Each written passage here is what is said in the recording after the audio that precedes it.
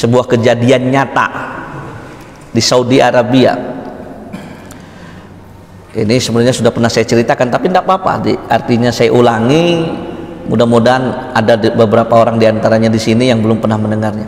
Ada kejadian nyata, Pak, yang sempat diangkat ke atas surat kabar di Saudi tentang penculikan yang aneh. Jadi ada anak SMP perempuan di Saudi itu diculik sama supir taksi, Pak. Supir taksi itu pakai mobil berjenis sedan. Kenapa diculik? Karena si anak ini memilih pergi ke sekolahnya dengan berjalan kaki karena sekolahnya dekat dengan rumahnya. Cantik memang anaknya, dan SMP untuk ukuran orang-orang di sana itu sudah besar sekali, Pak, karena mereka terbiasa nikah muda. Culik, dimasukin ke bagasi, dibawa ke sebuah tempat yang kalau saya memperumpamakan, di tempat saking sepinya onta aja nggak pernah mau lewat, Pak. Ya, tentunya kita tidak perlu lagi menceritakan apa yang mau dilakukan sama si supir taksi ini. Yang jelas birahinya sudah naik, dirasa sudah aman, mobil dimatikan, dia tarik tuas untuk ngebuka bagasinya, macet, harus manual, tutup pintu, colokin kunci, dibuka, nggak mau. Kok nggak mau? Karena birahinya udah luar biasa, dia ambil alat-alat, pakai dongkrak, pakai linggis, nggak bisa. Timbul kekhawatiran, waduh, udah sekian lama dalam bagasi, mati nggak nih anak? Akhirnya karena khawatir, dia pergi ke bengkel, minta sama bengkel tolong dibuka. Bengkel bingung, pakai alat, dibor segala macam, nggak mempan, Pak. Ya, kalau yang seperti ini kan kuasanya Allah. Kalau Allah berkehendakkan ya bisa saja. Ya, sehebat-hebatnya mobil Amerika lah, yang platnya lebih tebal daripada mobil Jepang. Kan kalau dibor mau juga. Tapi ini tidak bisa, Pak. Bengkel akhirnya nyerah. Sampai pihak bengkel ngomong seperti ini, coba kasih tahu kenapa ngotot benar pengen buka nih bagasi, apa isinya? Jujur supir taksinya karena ketakutan. Anak perempuan, lapor polisi pihak bengkel. Ditanya kronologinya, ditangkap. Polisi datang, ditangkap. Yang jadi PR, dia si pencuri sudah ditangkap, tapi ini anak gadis kan masih di dalam. Salah satu polisi yang taat kepada Allah Subhanahu wa Ta'ala mengatakan, ini bukan makomnya kita harus panggil seorang syekh. Maka dipanggillah seorang imam masjid. Dipanggil, dibawa ke lokasi, kemudian dijelaskan. Apa kata si syekh? Oh, kalau seperti ini bukan kita yang bisa membukanya, ya, dia yang bisa membukanya. Maka kemudian diketok tuh bagasi. Assalamualaikum, nak, perkenalkan nama saya Fulan bin Fulan, segala macam. Dijelaskan, nak, sekarang yang ada di depanmu ini semua insya Allah orang-orang baik. Penculik kamu sudah ditangkap oleh polisi. Di sini banyak polisi. Izinkan ya, nak, ya, kami untuk bisa membuka bagasi ini. Dijawab salamnya, dalamnya itu berbunyi kalimat ini, tafadhol ya syekh, katanya. Diminta kunci manualnya, dibuka, cetlek, gampang, Pak, dibuka. Tapi yang luar biasa, begitu tuh bagasi dibuka, orang nggak perlu nunggu hitungan jam, Pak, terperangkap di bagasi 10 menit udah keringetan. Tapi begitu dibuka, si anak gadis ini pakaiannya tetap rapi, tidak muncul keringat, kondisinya baik-baik saja.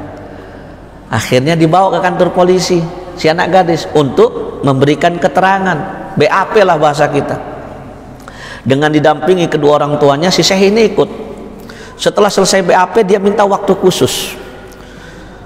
Kata si syekh ini, tolong, nak, didampingi sama orang tuanya, kasih tahu kepada saya apa yang kamu lakukan, biar saya bisa menceritakan kepada jemaah saya ibrohnya.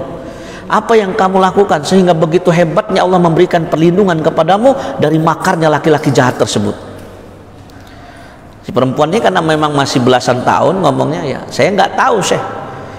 Hanya saja ketika awal saya diringkus, dipeluk dari belakang, dimaksudkan secara paksa, saya langsung berdoa kepada Allah di dalam bagasi tersebut, dan saya berwasilah dengan zikir pagi dan petang yang sudah saya rutin saya baca setiap hari semenjak saya usia balik. Ya Allah, dengan wasilah zikir pagi dan petang yang aku baca ya Allah, maka lindungilah aku dari makar laki-laki jahat ini.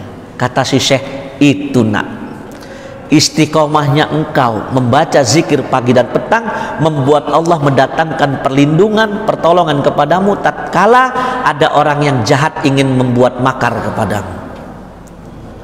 Bapak bayangin ya, istiqomahnya seseorang, istiqomahnya anak perempuan ini baca zikir pagi dan petang. Kalau baca zikir pagi dan petang, perempuan haid sekalipun nggak jadi soal, Pak. Kalau baca Quran, ulama masih berselisih. Tapi kalau zikir pagi dan petang, wanita haid sekalipun masih bisa, Pak. Mereka berzikir di waktu pagi, di waktu petang, sebagaimana kita sebelum nanti waktu syuruk. Dimulai dengan ta'awudz, membaca ayat kursi 3 kali, Al-Ikhlas 3 kali, Al-Falaq 3 kali, An-Nas, kemudian asbahna wa asbaha mulku lillah, sampai urutan terakhir ditutup dengan subhanallah wa bihamdihi 100 kali, kemudian astagfirullah wa atubu ilaih 100 kali.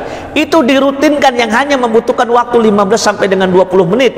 Di pagi hari dibaca setelah sholat subuh menjelang syuruk, sore hari dibaca setelah ba'da asar sebelum sholat maghrib. Ada ulama kalau yang petang boleh ba'da maghrib sampai sebelum datang waktu isya, tapi kalau saya ngambilnya ba'da asar sampai dengan sebelum datangnya waktu maghrib. Itu diistiqomahkan, itu bisa mendatangkan pertolongan. Dan bukan cuman hal tersebut, setiap amalan yang kalau kita lakukan kita sertai dengan keistiqomahan, yakinlah kita dengan janji Allah, suatu saat keistiqomahan kita dengan amalan yang walaupun amalan tersebut kecil, suatu saat kalau Allah datangkan kepada kita pertolongan, kemudian kita bisa berwasilah dengan keistiqomahan kita di atas amalan tersebut, maka bisa jadi Allah akan memberikan pertolongan dengan wasilah keistiqomahan kita tersebut. Maka ayo Pak, cari yang mudah bagi kita tapi kita istiqomahkan. Karena beramal sewaktu-waktu itu bukan perkara sulit, mudah. Menghafal Al-Quran mudah, yang sulit itu murojaahnya. Sholat ke masjid 5 waktu ini mudah, apalagi kalau lagi disidik sama KPK, taatnya bukan main. Yang sulit ini istiqomah 5 waktunya. Sodakoh ini mudah Pak, lagi sakit orang sodakoh, tapi yang sulit ini istiqomahnya. Mau sakit, mau sehat, senang, susah, kaya, miskin, tetap istiqomah sodakoh. Yang sulit ini istiqomahnya. Tapi ketahuilah kalau kita istiqomah, ketemu masuk masjid 2000, masuk masjid lagi 2000, ya. Masuk masjid lagi 2000, ya. Hitung-hitung, mohon maaf ya Pak, ini cuma contoh kecil aja, hitung-hitung kayak kita pergi ke WC umum, mau pipis saja harus bayar 2000. Kita kan mau ketemu masjid, nanti mau wudhu pakai air masjidnya, ya kan, pakai WC-nya, siram segala macam. Ketemu masjid lagi 2000. Karena yang Allah lihat itu adalah keakraban kita dengan amal sholih, keistiqomahan kita dengan amal sholih, maka itu akan mendatangkan faedah bagi kita. Jadi sesungguhnya istiqomah ini atas amalan besar seperti tauhid, bahkan atas amal kecil seperti amal-amal sholih yang lain, itu tidak ada yang tidak memberikan faedah. Maka kata kuncinya adalah ayo kita istiqomah.